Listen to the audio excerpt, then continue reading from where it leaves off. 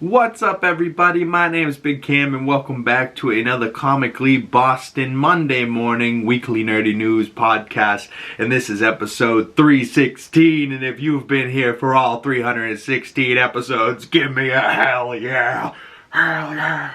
If you know, you know.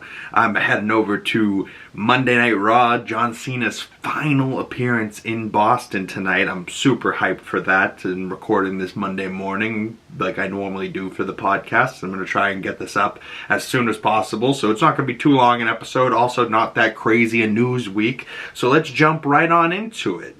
First off, last week I had briefly talked about that the Fantastic Four was going to be coming to Disney Plus. It is now streaming on Disney Plus in its IMAX format. I got to see it again over the last week, and it was really freaking good in that IMAX format. You know, Galactus and all of his scenes just seem so much bigger and crazier with that extra screen, you know what I mean? Like, if you don't know what I mean, go check out the normal version and then the IMAX version. It's a very different format for this movie, and I really wish I could have gone and seen this in IMAX when it came out, but unfortunately I only got to see it on the regular screen. Still really loved it, but getting to see it at home with that extra IMAX format really goes a long way for that movie. But we're heading into December, into the winter here, and Christmas movies are starting to come out, and I got a couple posters here for some Christmas holiday stuff.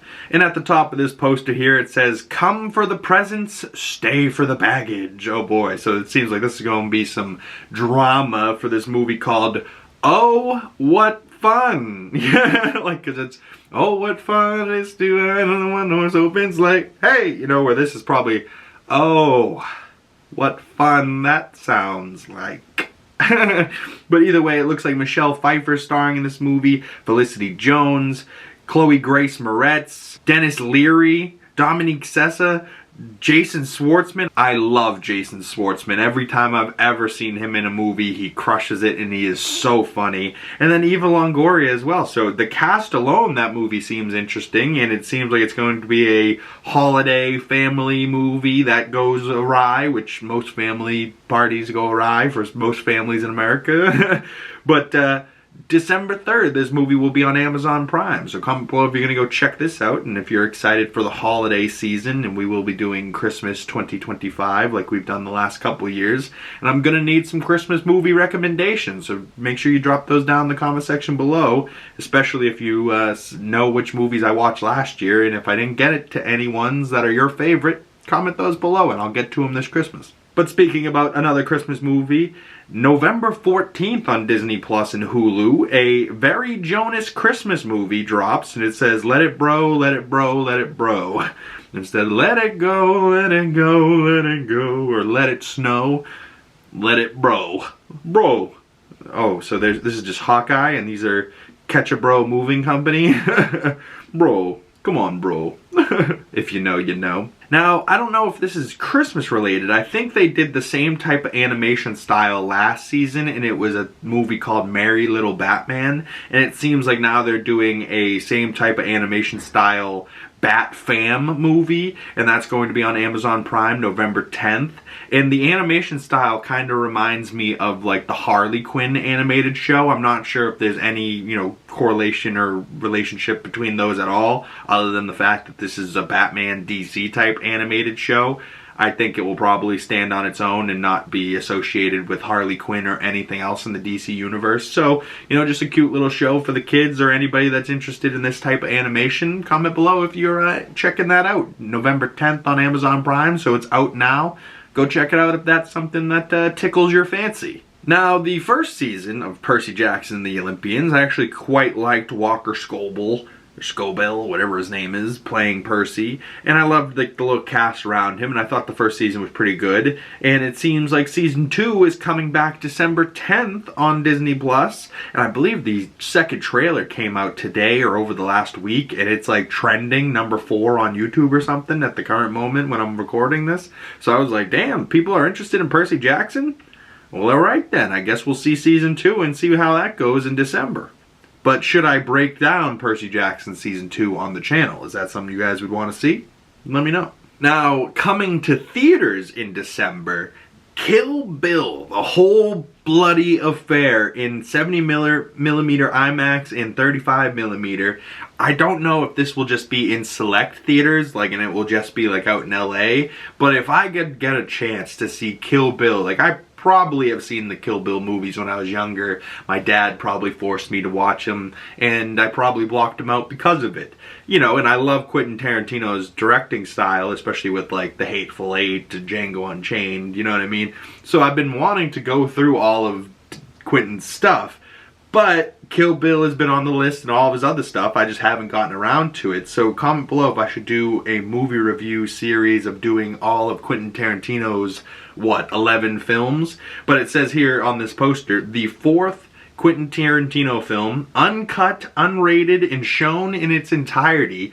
And apparently there's going to be a 7-minute added animated sequence that hasn't been seen before. So maybe they would have done it in live action, but you know, it was just years later and Uma Thurman doesn't look exactly like she did when they filmed this originally, so they added it in the animated sequence. I'm not sure if that's what the animated sequence is, but just from the little shots in this, I'm like, god damn, this whole bloody affair of Kill Bill looks insane. And you know, maybe if I can get the chance and it's playing in a theater near me December 5th, I might be going to check out Kill Bill, the whole bloody affair. But I'd love to hear your thoughts. Is Kill Bill a movie you watched when you were younger and you liked, or something you've seen recently that was good? Or, you know, is it something you didn't like? Comment below either way. I'd love to hear your thoughts, what side of coin you are on for Kill Bill or Quentin Tarantino movies in general.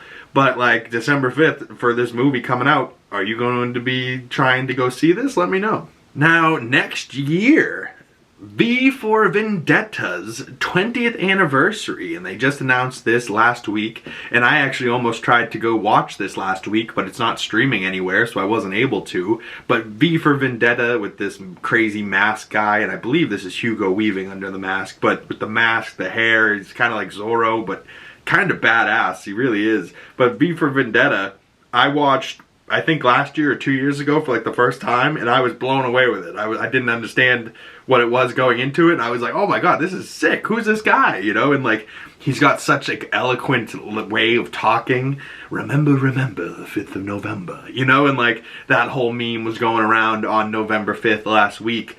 So, November 5th, 2026 will be the 20th anniversary, and it will be coming back to theaters for that day. And I really hope this plays near me, because I am dying to see this movie in theaters. Like, and if I could show my buddy this movie for the first time in theaters next year for the 20th anniversary, I think it would blow his mind. He'd be like, what the fuck? Hugo Weaving, you know, like the Red Skull, you know, like, what?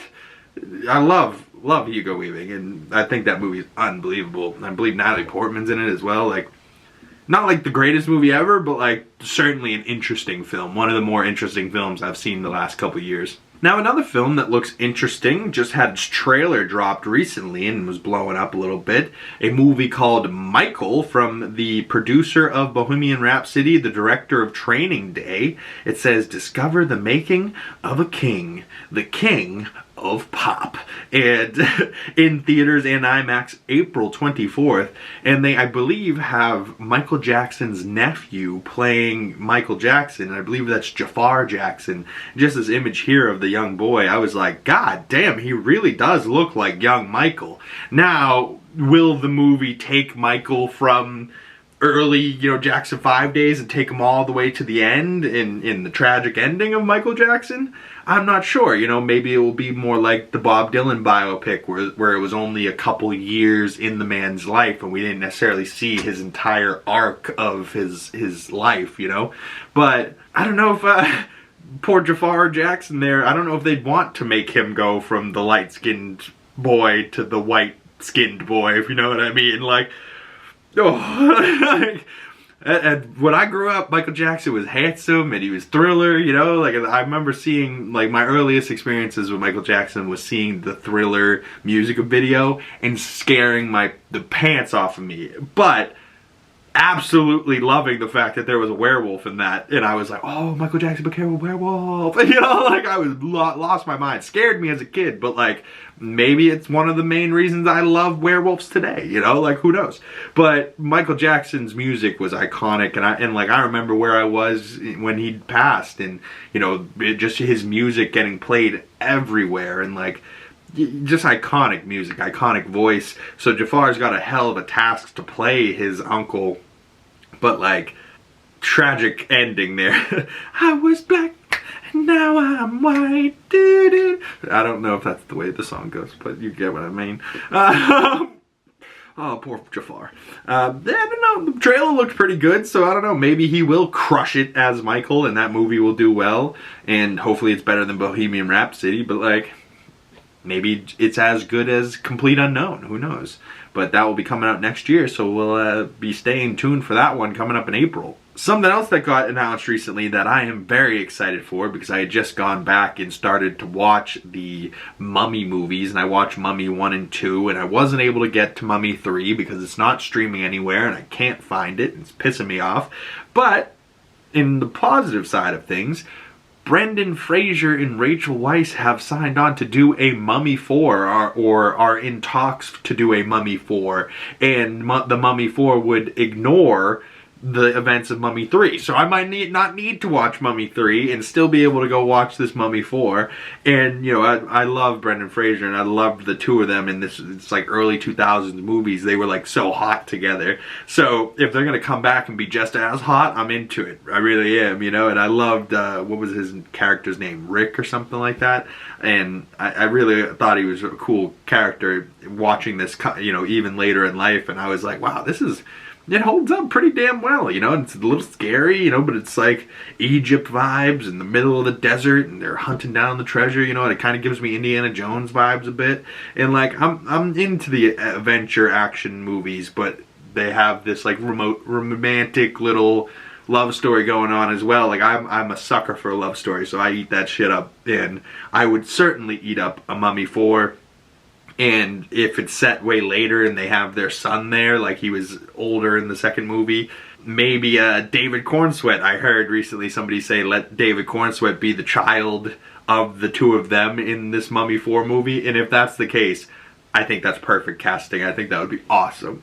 But I can't wait to find out more information about the Mummy 4. And if you hear any information about Mummy 4, make sure you send it my way. Crazy how time flies though, because Stranger Things Season 1 premiere was back in 2016, and they are little babies, and now 9 years has passed, and look at all of them now grown up, full-on adults, no shaps, like a full-grown person.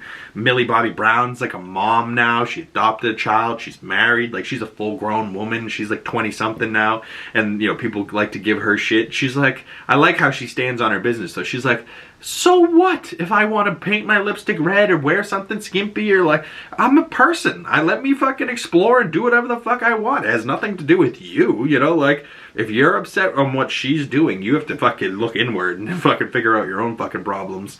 But, you know, Stranger Things, I haven't dove into yet. I started it way back when, and Stranger Things Season 1 scared me. I'm a scaredy boy. I didn't like it because it was scary. But, Stranger Things Season 5, my sister's been pretty adamant, like, you gotta catch up, you gotta watch it. And like, you know, I don't know if I could catch up all 5 seasons by Thanksgiving, but I don't know, I might start diving back into it. Halloween season this year did kind of get me in more and more into horror movies. And, you know, I give myself a lot of credit. I never, ever watched a horror movie. I was scaredy boy, never would click on it, ever. And then through the last Halloweens, I've been dipping my toe the last 3 years into the horror movies. I did werewolves, I did vampires, and then this year I did like the Scream movies, Ghostbusters, and I started to dip my toe into some other horror-esque stuff. And, you know, it's getting me a little bit more and more comfortable each year. So eventually maybe I'll be a fan of these horror movies, you know what I mean? Like, I actually went to see Alien Romulus in theater last year, and that's kind of like a horror movie, at least it is for me. And and it was scary, but it was awesome film. One of the better films from the last couple of years. I really liked Alien Romulus. So in other news, Apple TV Plus has dropped the Plus, and they are now Apple TV, and they had dropped this little video of their new logo, the Apple TV Plus logo. Just like, you know, there's HBO logos and Netflix logos and all that type of other streaming platform logos when you open up the platform. Apple here has done their logo, but where most of them are just 100% computer generated, they did their Apple TV logo for no reason at all in 100% caught in camera, you know, effect, you know, like they didn't do it through the computer, they did it all in camera. So at the very least I give them credit for that, but you know, Apple TV Plus is now just Apple TV, and yeah, that's probably a smart move. Nobody really was calling it Apple TV Plus anyways, and if they did, it was kind of like, wait, is it Apple TV Plus or Apple TV? Because at a moment, I think there was an Apple TV, and then there was Apple TV Plus, so there was two different things. Now I think it's just one thing. If you want to stream on Apple, it's Apple TV, right? Like, it's what it is. But a couple of movies came out over this last week, and those are the biggest topics I want to talk about today, because both movies affected me way more than I thought they were going to, and one of them is Guillermo del Toro's Frankenstein, streaming on Netflix right now, and that film, of course, has Mia Goth, Oscar Isaac, Jacob Elordi, Christoph Waltz is a great character in there as well, and let us be monsters together. And I really loved that, like, the brother of Oscar Isaac was the kid from All Quiet on the Western Front, and Oscar Isaac is trying to, like, Mr. Steal Your Girl, and then the frickin' monster Mr. Steal Your Girls. You know, like, I don't know. That could be spoilers, but, you know, maybe it could get you, pique your interest a little bit, like, oh, wait, what? Mr. Steal Your Girl. You know, so I will come out with a movie review that comes out probably Wednesday this week of the full spoilers and full thoughts on this movie. Just brief spoiler-free thoughts, though. I really thought this was a great film.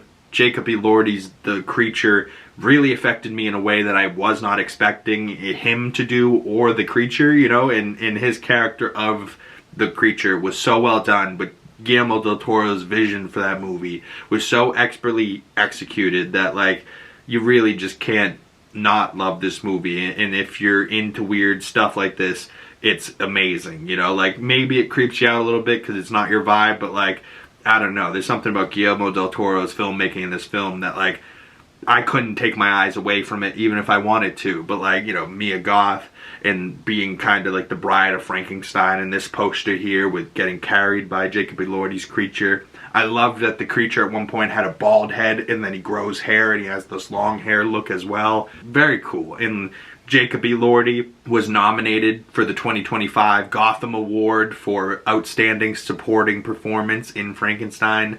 And honestly, he should probably get Best Supporting Actor even as the Oscar this year. You know, I couldn't think of a better supporting actor this year that went through putting on the makeup and doing as good a role as The Creature did. You know, as far as movies this year, I mean, Michael B. Jordan is a supporting actor to himself in Sinners. I don't know if that's better. I mean, maybe Lex Luthor in Superman is a phenomenal supporting character, but honestly, as much as I love Superman, I think I'm giving the best supporting actor here to Jacob Elordi when it comes down to Oscar season, and I hope he gets the award buzz that this movie deserves, because it was just beautiful. But we will talk more Frankenstein Wednesday this week, so stay tuned for that. And tomorrow there will be a spoiler-filled review of Predator Badlands. And just to talk spoiler-free about that, Deck and Thea on the poster here, I absolutely loved them. I thought I was going to love them. I didn't think I was going to love them this much, and I'm not alone, because this movie is the #1 movie in the world. Its Rotten Tomatoes score is crushing it. It debuted at 90% certified fresh with 80 critic reviews, and the last time I checked, it's currently sitting at 86% with 154 critic reviews, certified fresh, with 96% audience score with 500 plus verified reviews. It's PG-13, it's a sci-fi action comedy, you know, you wouldn't even expect it to be a funny ass comedy. It is. It's an hour and 47 minutes, you know, so it's not too long. It's comparable length to Prey, and you know, it's making a ton of money. It wasn't expected to make a lot of money, and it has exceeded expectation. Word of mouth has been growing this movie, and I'm so excited to see that. Saturday I saw this in theaters. My theater was packed for this film. I love to see that in a Predator film, bringing people out to the theaters.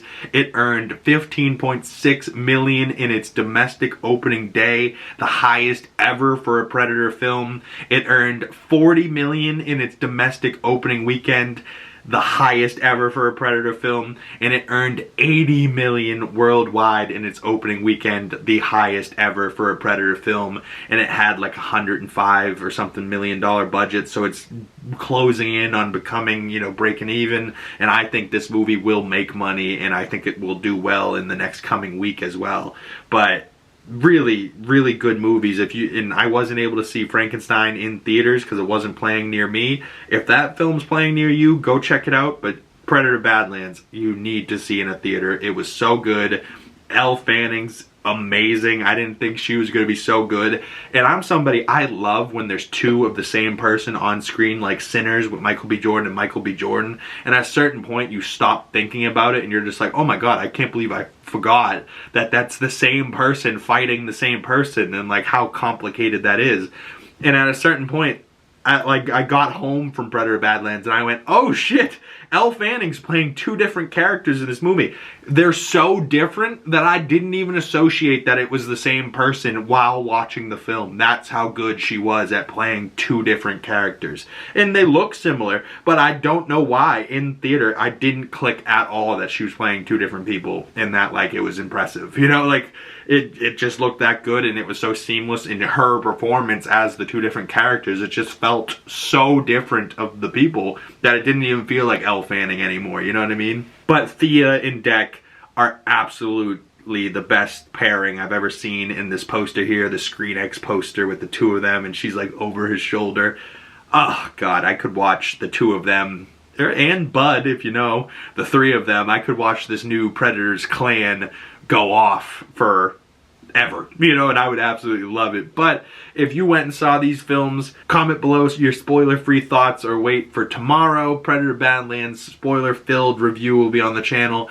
Spoilers and spoiler-filled review for Frankenstein will be out Wednesday, with some more spooky season reviews coming out Thursday, Friday, and I think James Bond maybe Friday, but that might get pushed to next week. Some more Ghostbusters stuff. Before we head into Christmas, we're going to keep doing some more spooky season stuff. I'm still kind of in the mood for it, so I've been doing a little bit more of that, trying to finish at least the Ghostbusters franchise this season before I get into my Christmas stuff, you know. But thank you guys so much for making it this far into the video. If you want to chat more with me, my links for my other social medias are down in the description below. Go check those out. Follow me, Big Cam, 2 G's in the Big, pretty much anywhere. Look for this face and you can find me. And if you've made it this far into the video and you would like to support the channel, the best way to do that is liking this video, commenting down in the comment section below, subscribing if you haven't already, and hitting that bell so you don't miss next week's Comically Boston Weekly Nerdy News podcast. And I'm your host, Big Cam, and I will see you beautiful people in the next video. Peace!